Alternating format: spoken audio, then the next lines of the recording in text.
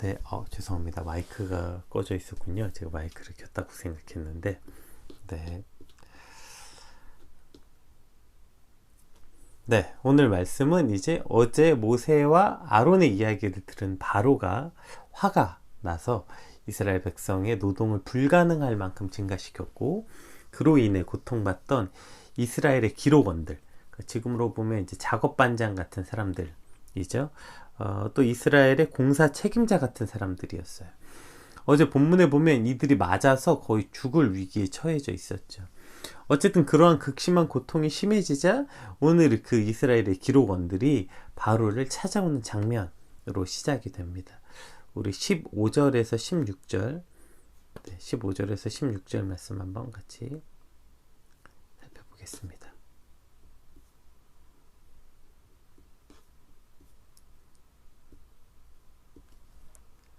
이스라엘 자손의 기록원들이 가서 바로에게 호소하여 이르되 왕은 어찌하여 당신의 종들에게 이같이 하시나이까 당신의 종들에게 짚을 주지 아니하고 그들이 우리에게 벽돌을 만들라 하나이다. 당신의 종들이 매를 맞사오니 이는 당신의 백성의 죄인이다. 네, 이렇게 시작을 합니다. 그러니까 오늘 이스라엘의 기록원들, 이 노역을 책임지고 있는 이 사람들이 자신의 고통의 문제를 해결하기 위해서 찾은 첫 번째 방법이 바로 바로를 찾아가는 일이었어요. 그러니까 오늘 이 본문의 이 어투를 한번 보세요. 이 사람들이 바로에게 호소하여 왕은 어찌하여 당신의 종들에게 이같이 하시나이까 당신의 종들에게 짚을 주지 아니하고 이렇게 말하고 있죠. 그러니까 이 고통의 문제를 해결해주고 끝낼 사람이 바로 바로왕이라고 말하고 있는 거죠. 그래서 찾아온 거고 기꺼이 자신들을 바로의 종이고 바로의 백성이라고 스스로 말하고 있어요. 그러니까 우리는 바로의 종인데 그래서 우리에게 이것을 해결해 줄 의무가 왕에게 있지 않냐 이렇게 말하고 있는 거죠. 그러니까 출애굽기의 세계관에 대해서 계속 말씀드리고 있는 것처럼 이게 이런 구조라고 말했잖아요. 하나님과 바로의 대결과 같은 구조. 물론 말도 안 되죠. 감히 어떻게 바로가 하나님과 대결을 하겠습니까? 그러나 이 대결 구조 자체가 은혜고 하나님의 사랑이라고 말씀드렸죠. 어쨌든 누가 왕이냐, 누구의 백성이냐 라는 이 대결 구조에서 이 기록원들은 바로를 찾아와서 바로에게 호소하고 바로에게 간구하는 것입니다.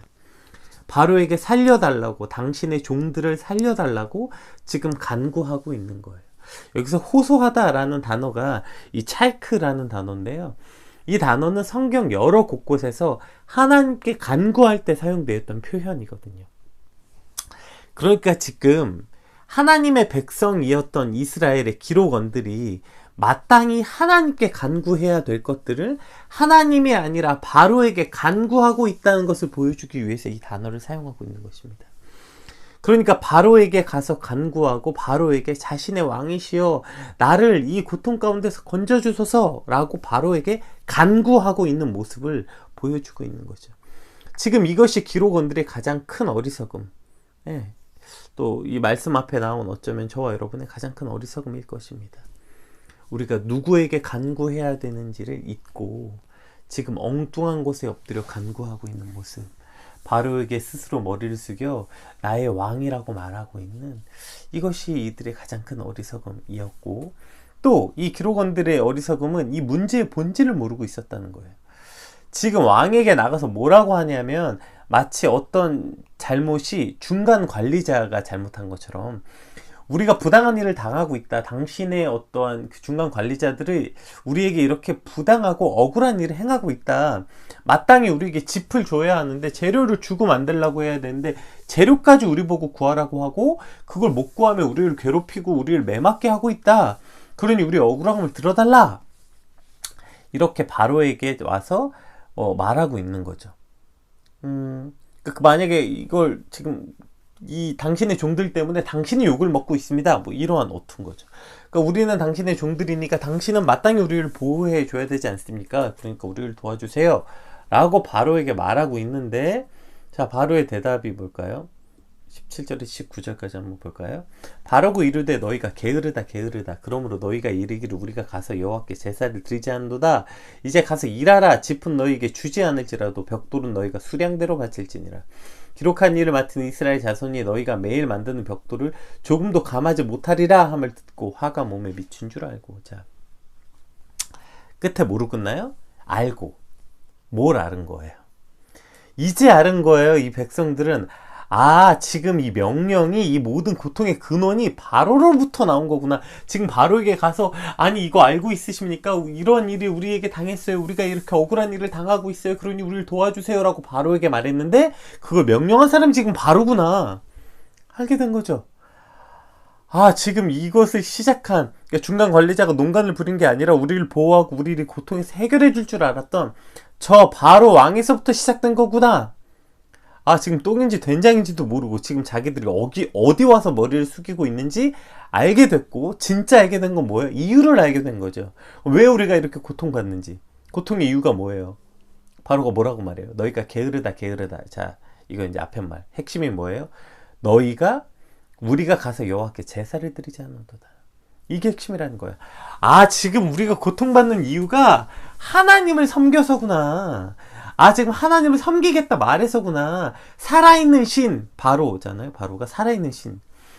그러니까 살아있는 신인 바로를 섬기지 않고 우리가 하나님을 섬겨서 바로가 지금 저렇게 하는 거구나.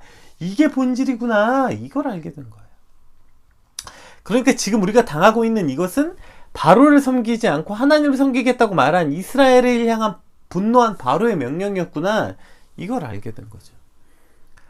그러니까 뭐 이런저런 명분을 만들어서 괴롭혔는데 그 본질이 우리가 하나님을 섬기겠다 해서구나. 이제 깨닫게 된 거죠. 결국 이거였어? 이건 오늘도 우리가 알아야 되는 거 아닙니까? 생각지 않은 여러 문제들, 대적자들, 왜 저러는 거지? 저 사람 나한테 왜 그러는 거지? 어디 직장을 가나 꼭 있잖아요. 꼭. 어디를 가든, 직장이든 어디든 그런 사람이 꼭 있죠. 그리고 세상은 나한테 왜 이러는 거지? 난 가만히 있었는데 왜 이렇게 나한테 시비를 걸지? 왜 이렇게 나를 괴롭게 하는 거지? 나 가만히 있어도 살기 힘든 사람인데 왜 이렇게 세상이 다 나랑 싸우자고 덤비는 거지? 왜요? 우리가 하나님 백성으로 하나님을 섬기겠다 했기 때문 아닙니까? 그런데 그것도 모르고 오히려 거기 가서 나한테 왜 그러냐고 묻고 있는 거 아니에요? 우리 누가복음 4장 한번 말씀 봅시다. 누가복음 4장 5절에 7절 말씀인데 한번 읽어볼게요. 마귀가 또 예수를 이끌고 올라가서 순식간에 천하만국을 보이며 이르되 이 모든 권위와 그 영광을 내가 내게 주리라. 이것은 내게 넘겨준 것이므로 내가 원하는 자에게 주노라. 그러므로 내가 만일 내게 절하면 다 내 것이 되리라. 이제 마귀가, 사단이 예수님이 시험하는 장면. 이것이 세상의 음성 아니에요? 나를 섬겨 나에게 절해. 그럼 이 모든 것이 내 것이 되리라. 바로가 그러니까 헛짓거리 하지 말고 나를 섬겨 이렇게 말하는 거죠. 하나님의 백성이 세상에 절하는 것 자체도 말도 안 되는데, 그러니까 그렇다고 해서 하나님의 백성이 오케이 그러면 바로에게 절해야지. 그럼 내가 세상에 절해야지. 이것도 말이 안 되는데 진짜 짜증나는 게 뭐냐면 저 말 자체가 거짓말이라고. 사단의 본질은 여러분 속이는 자예요. 보세요. 마귀가 뭐라 그래요? 이 모든 권세와 영광을 내게 줄 건데 네가 나한테 절하지? 그럼 내가 이거 다 네게 되게 해줄게. 저 말 자체도 거짓말이라고요. 저 말에 속아서 절하는 것 자체도 말이 안 되는데 더 짜증나는 건 저 말 자체가 거짓말이라고요. 내가 하나님의 백성인데 오늘 이 기록원들처럼 정신 못 차리고 오케이 그래서 세상에 절하고 세상에 굽신대고 그리스도인이고 뭐고 다 집어쳤어요. 그럼 정말 세상이 내 것이 될까요? 정말 저 모든 권세와 영광을 받게 되는 걸까요? 웃기지만 신기루 같이 뭔가 되는 것처럼 눈앞에 그 세상의 영광과 권세가 눈앞에 있는 것처럼 보이지만 아주 잠시 잠깐이고요. 한 발 나갔으면 두 발 멀어지고요. 두 발 나갔으면 세 발 멀어지는 거예요. 이것이 사단의 속임이라고요. 여러분 우리가 그럼 정말 하나님 버리고 세상 권세를 따르면 세상 권세가 내 것이 되냔 말이에요. 오늘 바로에게 가서 오케이 우리가 그럼 하나님 안 섬기겠습니다 라고 말하면 여러분 지금 이스라엘 백성들이 노예에서 해방되는 겁니까? 행복과 즐거움이 생기는 거예요? 기억해야 돼요. 아니에요. 그들은 원래 노예로 살고 있었어요. 원래 노예로 노역하고 살고 있었다고요. 이미 요셉이 죽고 나서 그 백성들이 수가 많아졌네. 그러니까 괴롭게 하자, 더 일하게 하자. 이미 그들은 막중한 업무로 힘들게 살고 있었다고요. 그런데 지금 하나님을 섬기겠다 말함으로 그 일이 더 과중된 것뿐이지. 오케이 그럼 우리가 하나님 안 섬기겠습니다. 그럼 그들이 자유가 생기고 해방되는 거예요? 아니에요. 그래봤자 그 전 노예로 돌아가는 것뿐입니다. 이 땅을 살면서 겪는 이 세상의 적대감에 우리가 속지 말아야 돼요. 아니, 오히려 우리는 그 세상의 적대감에 익숙해져야 되는 거 아닙니까? 왜요? 요한복음에 예수님께서 이렇게 말씀하셨기 때문이죠. 요한복음 15장 18절에서 20절. 세상이 너희를 미워하면 너희보다 먼저 나를 미워한 줄 알라. 너희가 세상에 속하였으면 세상이 자기의 것을 사랑할 것이나 너희는 세상에 속한 자가 아니요 도리어 내가 너희를 세상에서 택하였기 때문에 세상이 너희를 미워하느니라. 내가 너희에게 종이 주인보다 더 크지 못하다 하는 말을 기억하라. 사람들이 나를 박해하였은즉 너희도 박해할 것이요 내 말을 지켰은즉 너희도 너희 말도 지킬 것이라. 또 뭐라고 말씀했어요? 그 다음 장 16장에 이것을 너희에게 이르는 것은 너희로 내 안에 평안을 누리게 하려 함이라. 이거 평안을 누리게 하시려고 하는 말씀이래요. 세상에서는 너희가 환난을 당하나 담대하라. 내가 세상을 이기었노라. 아멘. 하나님의 백성이 이 땅에서 미움을 받는 거 이거 당연하다고 말씀하시는 거예요. 왜요? 우리가 세상에 속한 것이 아니라 바로 그리스도께 속한 자들이기 때문이라는 거죠. 그러니까 그리스도께 속하였다면 세상에 미움을 받는 것이 당연하라는 것입니다. 그러나 담대하라. 왜 담대하라는 거예요? 미움을 받아서 고통받아서 죽으라는 것이 아니라 진짜 승리가 바로 예수 그리스도께 있기 때문에 담대하라는 것입니다. 오늘 이스라엘의 기록원들의 어리석음이 무엇이었습니까? 하나님의 백성이 하나님께 간구하지 않고 오히려 바로에게 가서 거기서 살려달라고 하고 거기서 이 고통에 건져달라고 하고 간구하고 있었던 것. 자, 이것이 그들의 첫 번째 어리석음이었는데 문제가 또 뭐예요? 고통의 시작이 거기였다니까요. 지금 네가 머리 숙이고 있는 거기, 네가 도와달라고 말하고 있는 거기가 너를 미워해서 고통을 주고 있는 근원이라고 말하고 있는 것입니다. 오늘 우리가 간구해야 될 곳이 어디예요? 우리가 머리 숙여 매달려야 할 곳이 어디입니까? 사람입니까? 직장입니까? 뭐 학교와 교수님? 아니면 뭐 은행? 돈 빌려주는 곳? 어디입니까? 그 모든 세상은 자기를 섬기지 않아서 오늘 우리를 미워한다고 말하고 있습니다. 근데 왜 자꾸 거기 가서 도와달라고 하고 살려달라고 말합니까? 그 말은 나는 하나님 백성이 아닙니다. 나는 하나님 백성 안 하겠습니까? 안 하겠습니다. 이런 말과 뭐가 다르겠어요? 또 그런다고 거기 가서 머리 숙인다고 해서 오케이 그럼 사단이 이 모든 권세와 능력을 줄 것 같습니까? 꿈 깨야 되는 거예요. 정신 차려야 되는 거예요.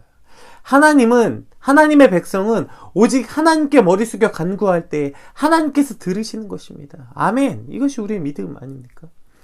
오직 하나님 백성의 자유함, 하나님 백성의 기쁨, 하나님 백성의 행복은 그 백성으로서 하나님이 우리의 왕이 되시고 우리가 그의 백성이 되며 그래서 나의 삶의 모든 것을 하나님께 간구하고 맡길 때 우리에게 참 자유, 기쁨, 행복을 누릴 수 있게 되는 것입니다. 똥인지 된장인지 모르는 삶이 아니라 오늘 내가 누구에게 간구해야 되는지 내가 누구 편인지 정신 똑바로 차리고 똑똑히 차리고 살아가는 저와 여러분이 되시길 주님의 이름으로 축복합니다. 우리 20절에서 23절 말씀 한번 같이 살펴볼게요.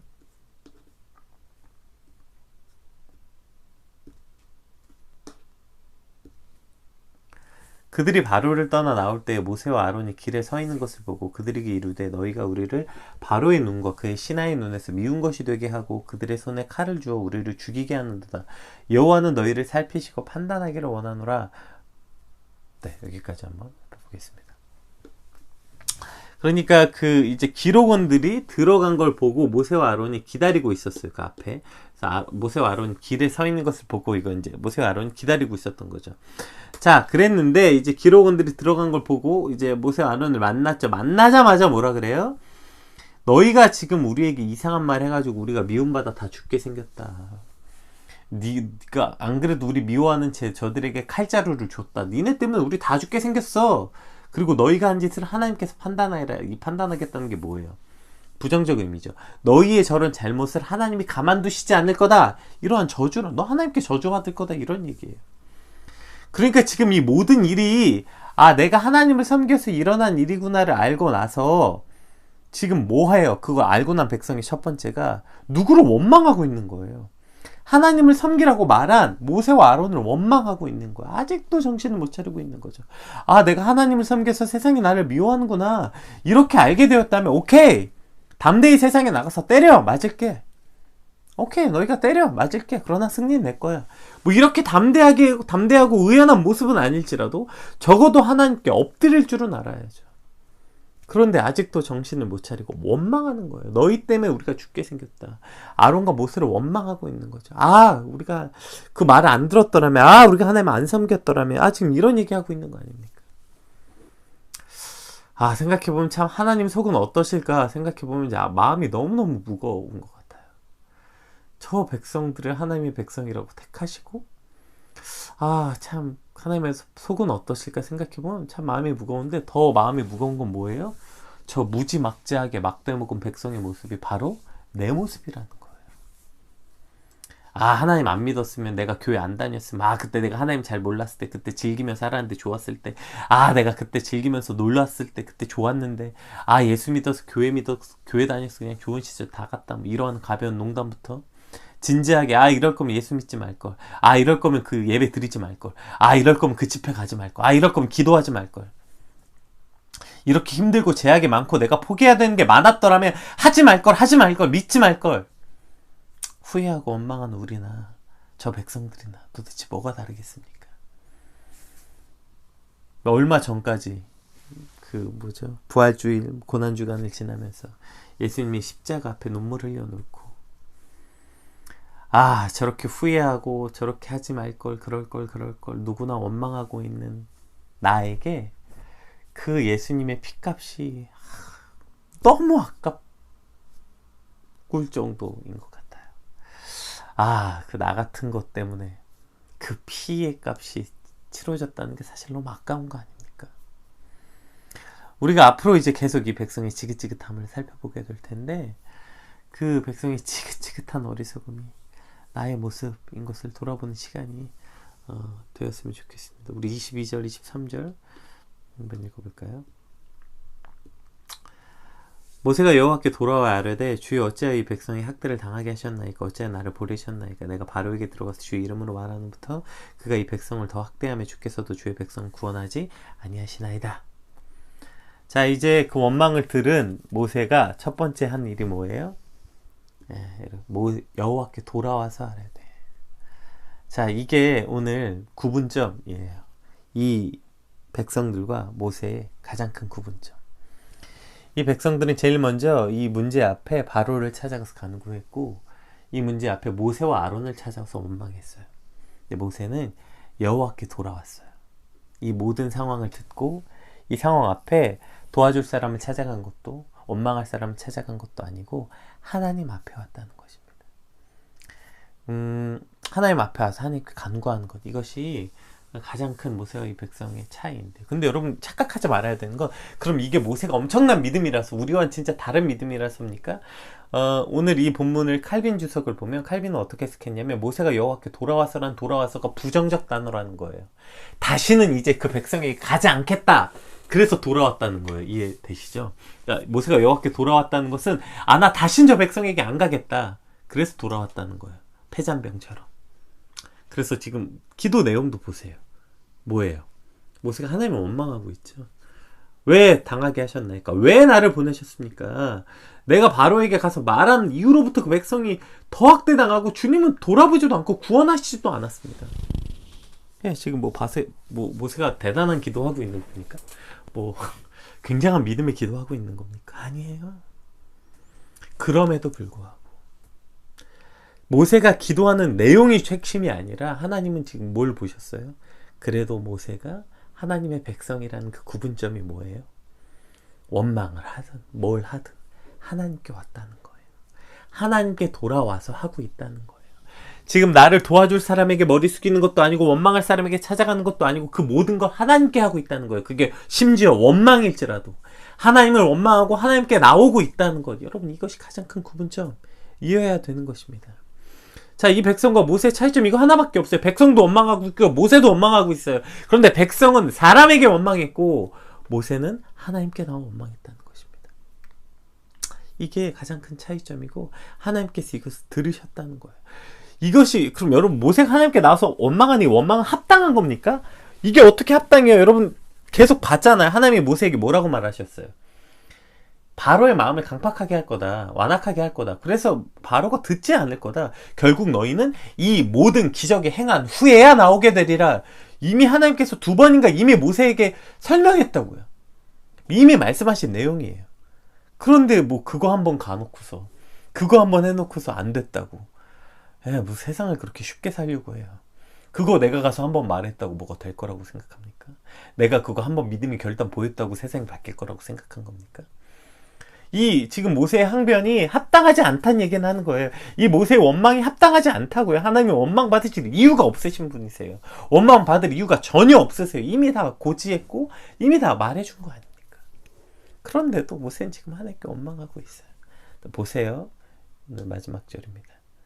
이 말도 안 되는 항변과 이 말도 안 되는 기도를 들으시고 하나님 뭐라고 말씀하십니까? 6장 1절.